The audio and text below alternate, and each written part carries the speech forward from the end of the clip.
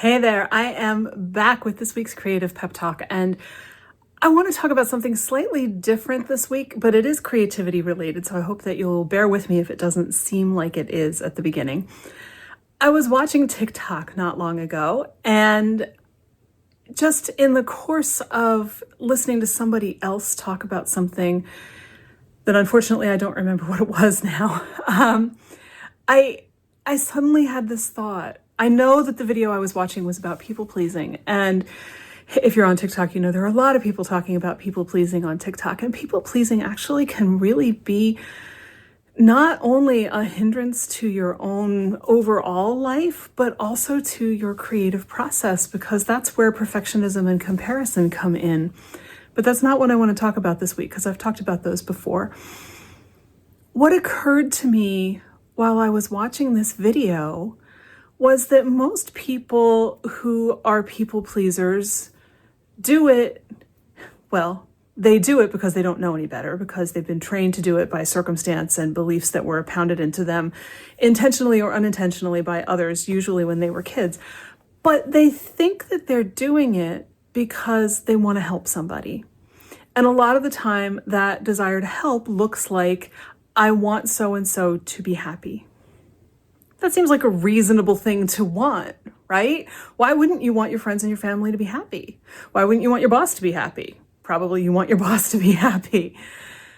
But it occurred to me while I was listening that I don't think that anything we can do can ever make somebody else happy. We might be able to give them the means. We might be able to treat them and surprise them with something that might give them some temporary happiness, but I don't think we can ever truly make someone else happy because we're not in their heads. We don't know what they need to be happy. We might think we do, but let's think about all of the other things that human beings think we know how to do, like, I don't know, control a virus. We don't seem to have done so well with that one. We also, tend to think that, we'll just do this one thing and maybe it won't rain and it'll all be okay. We know we can't actually control the weather, but we like to pretend that maybe we kind of can. I certainly have carried an umbrella on a day that I hoped it wouldn't rain in the hope that I wouldn't need it, right? To invoke Murphy's Law against the weather gods. Human beings think that we have so much control over things that we don't have control over. So we really can't make somebody else happy because we don't truly understand what it is that would make that person happy. And that means that the only person that we can make happy is us. Now, it is absolutely fair to say that we don't always know what we need to make ourselves happy either, which is part of why people pleasing is so crazy. The people that we're trying to please probably don't know what they need. We often don't know what we need. So why am I talking about this on a creativity podcast? Well, because one of the things that I can't say is guaranteed, but is really, really, really likely to make us all happier is being our true selves. And for a lot of us, if not all of us, that means getting to our creativity. Most of the things that we really want to do in life that really bring us joy are creative things. They may involve other people.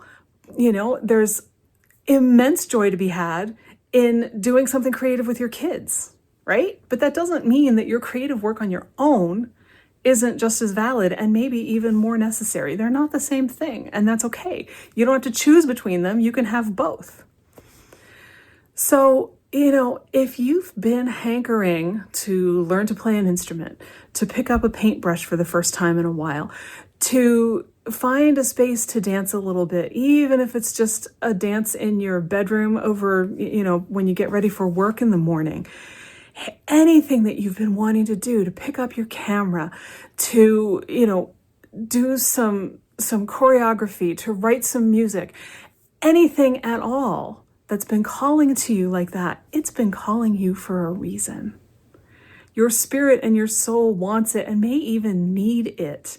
And indulging those things almost always makes us happier. If you don't believe me, go back and listen to my interviews with Kelly Flanagan and Dave Spencer, who both talk about how, among other things, doing your creative work gives you more energy. Well, more energy. When we feel unhappy, we feel less energy. So we may not think of more energy as happiness, but they're really closely related. So I am inviting you in this first pep talk of the new year to give yourself permission to go and play with the things that you want to play with the things that you love that have been calling your name, especially if they've been calling you for a while and you haven't gotten to them. You have no idea what power these things might have for you. And I hope you won't just do it this week. I hope that you'll keep doing it, that you'll make a practice out of it, that once you see what happens for your spirit when you actually, I want to say indulge, but I don't want to say indulge because it's not a luxury. It's a necessity, I think. It's a vital part of who we are. But regardless, once you, let's say, embrace those creative calls, I think you'll want to keep doing it. So something to think about, but more importantly, something to just do. Just like the Nike ads say, it's a cliche by now, but it's a cliche for a reason. Just do it. See what happens. See how you can make it more of a part of your life. I don't think you'll regret it. And that's it for this week. I'll see you next time.